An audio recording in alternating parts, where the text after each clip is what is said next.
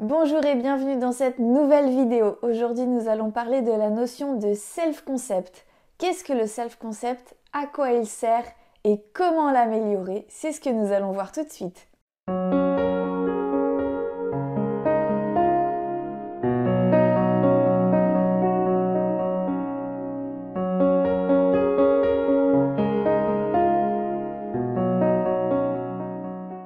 Le self-concept ou concept de soi en français est comme une image mentale ou une perception que nous avons de nous-mêmes.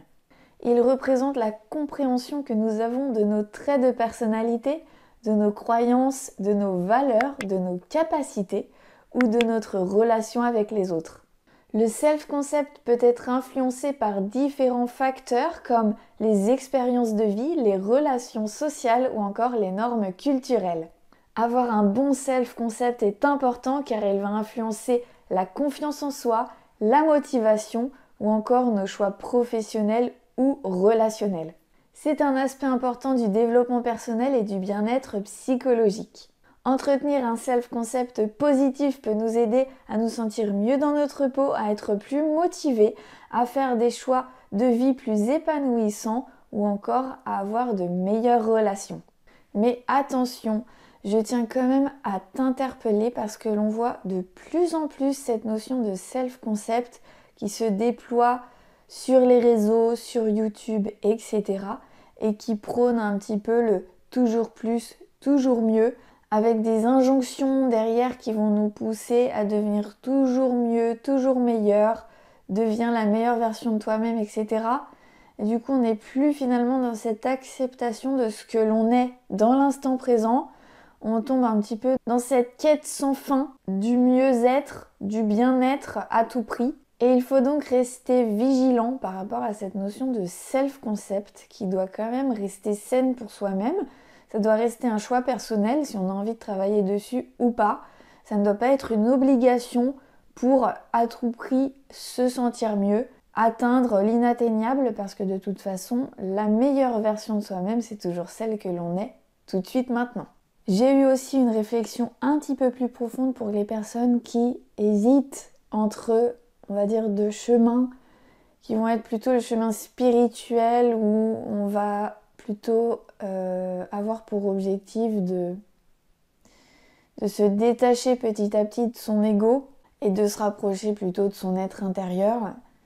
Et les personnes qui vont être plus sur un chemin de développement personnel où là on va axer sur un travail sur l'ego en fait, c'est-à-dire sur l'estime de soi, la confiance en soi. Et j'ai eu du mal en fait à lier les deux, c'est-à-dire que pour moi c'était soit l'un, soit l'autre. Et j'avais l'impression que du coup si je travaillais plutôt sur le détachement, en méditation, sur le fait de laisser couler mes émotions, d'accueillir ce qui arrive et de finalement vraiment de me séparer de cet ego un peu en souffrance, ça a du sens, mais que à la fois si je venais travailler sur mon self-concept, mon estime personnelle, etc., je retombais finalement dans cet ego et j'avais beaucoup moins de distance par rapport à ça. Ça venait en quelque sorte le renforcer. Et du coup, je me suis posé la question comment se positionner en fait quand on ne sait pas finalement quel chemin emprunter. Et je pense que les deux outils sont complémentaires. C'est-à-dire que on a un ego, on a un passé, on a des mémoires dans notre corps et du coup ça, on ne peut pas le renier en un claquement de doigts. Ça fait partie de nous et je pense qu'il faut apprendre à vivre avec. Et en travaillant son self-concept, on va améliorer notre estime personnelle, on va peut-être travailler sur cette conception qu'on a de soi, mais du coup on va être plus en amour vis-à-vis de soi-même. Et si en parallèle on a plutôt un travail spirituel sur le détachement, sur l'accueil des émotions, sur toutes ces choses-là et sur cette distance qu'on peut prendre par rapport à l'ego, on peut vraiment arriver à quelque chose de beaucoup plus apaisant parce que les moments où notre ego va refaire surface avec un peu plus de vigueur, de force, on va être dans une énergie plus positive par rapport à ce self-concept qu'on aura travaillé. Donc on sera beaucoup moins en réaction par rapport à ce qui peut arriver dans la vie, par rapport à des choses que l'on peut vivre qui peuvent être difficiles. Et du coup, je pense que ces deux approches peuvent devenir amies. Donc maintenant que nous avons abordé la définition, nous allons voir comment améliorer ce self-concept, comment faire pour avoir une meilleure estime de soi. Eh bien, ça va être un ensemble de choses parce que le self-concept, c'est vraiment large, mais c'est intimement lié du coup à l'estime de soi, à l'image que nous avons de nous-mêmes, qu'est-ce que nous pensons de nous, qu'est-ce que nous nous racontons sur nous, sur nos comportements. Et du coup, le self-concept, ça va être cet ensemble de croyances qui nous représentent, qui nous définissent. Donc dans un premier temps, avant de vouloir améliorer son self-concept, il faut déjà faire un bilan de ce qu'on se dit aujourd'hui sur nous-mêmes. Quelles sont nos réussites, nos échecs, qu'est-ce que tu penses de toi quand tu fais telle ou telle chose, quelle image as-tu de toi dans ton travail, quelle image as-tu de toi en relation, qu'est-ce que tu penses de toi de façon générale, qu'est-ce que tu penses de ton physique, quelles sont tes forces et tes faiblesses. L'acceptation de soi en profondeur est la première étape pour avoir un self-concept qui est fort. Tant que l'on résiste au changement, on va le maintenir. Donc il faut vraiment rentrer dans cette étape d'acceptation profonde pour pouvoir commencer à travailler sur son self-concept. Pour pouvoir travailler efficacement sur le concept de soi, il faut aussi faire un bilan de ses expériences passées et en tirer des conclusions, c'est-à-dire prendre la responsabilité de ce qui s'est passé, si ça a été négatif ou positif, et du coup réfléchir à savoir quelles ont été nos croyances à ce moment-là, pourquoi a-t-on vécu ces expériences, et comprendre en profondeur que toutes les expériences que nous vivons, qu'elles soient positives ou non, sont conditionnées par nos croyances, par ce que nous pensons de nous-mêmes. Et donc c'est important de faire ce bilan pour pouvoir savoir d'où on part. Je te donne un exemple. Si tu as passé plusieurs entretiens professionnels et que tu n'as pas été choisi, plutôt que d'accuser l'extérieur, il faut plutôt se poser la question: quelle est la qualité de ton self-concept par rapport à ce domaine? Est-ce que tu penses que tu as les compétences nécessaires? Est-ce que tu as assez confiance en toi pour te présenter devant un employeur? Au niveau énergétique, est-ce que tu es à l'aise à l'oral? Si par exemple tu manques d'expérience, est-ce que pour toi c'est un frein ou non? Si tout est négatif dans ton esprit et dans ta conception de toi-même, évidemment, ça va pas t'aider. Par contre, si tu te présentes sans expérience mais avec une grande confiance devant les employeurs, ça va forcément changer ton expérience de vie. Et évidemment, ça s'applique dans tous les domaines de vie.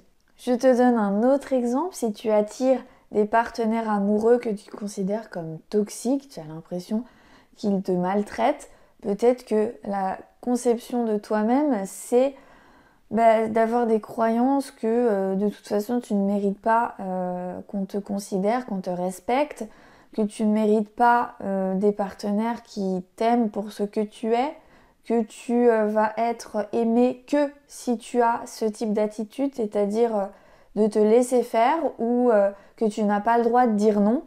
Eh bien évidemment tout se valide dans ta vie, et du coup si tu travailles ton self-concept et tes croyances en cultivant des croyances positives comme le fait que tu mérites d'être aimé tel que tu es, que tu as le droit d'être aimé sainement, que tu as le droit de dire non et que tu mérites une relation saine, évidemment ça va pouvoir agir sur la qualité de tes relations.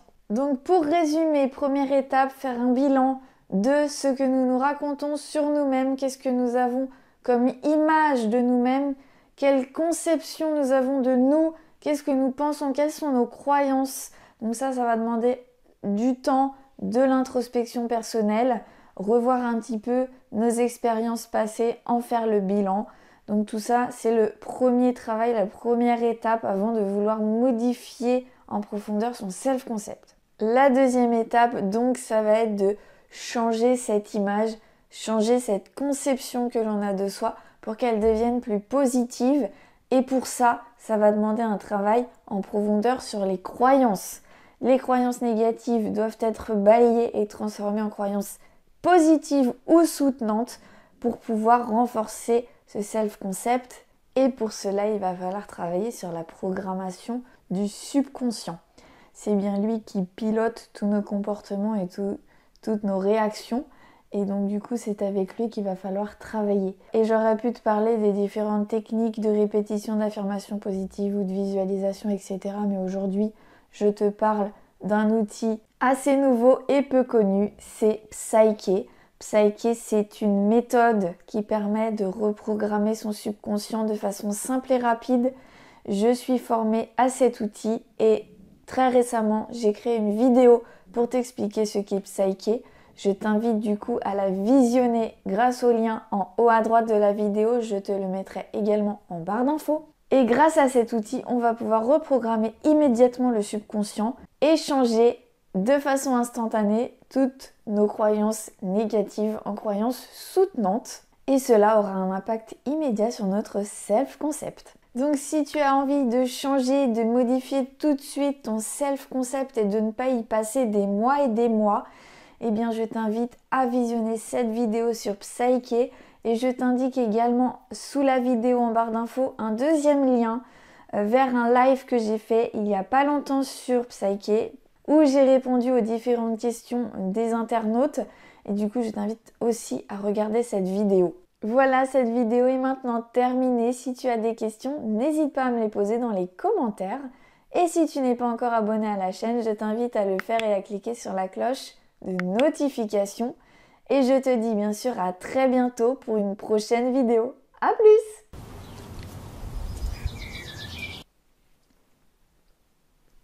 La définition du self-concept est reprogrammée évidemment. Et ces différentes notions... Qu'est-ce que je vais dire? Eh bien, je me pose quand même la question de savoir si cette histoire de self-concept là, on tombe pas après dans un truc de c'est moi la meilleure, oh, moi je réussis tout, genre ça la raconte de ouf. Et du coup c'est un peu le risque que je trouve de ce type d'approche. Et c'est bien pour ça que l'aspect spirituel est important pour redescendre dans le cœur et dans la justesse. Pas tomber dans le gros ego avec une confiance en soi démesurée et un côté un peu narcissique. Ouais. C'est bien ça. Donc, ouais. Redescendre dans le cœur avec la méditation, par exemple.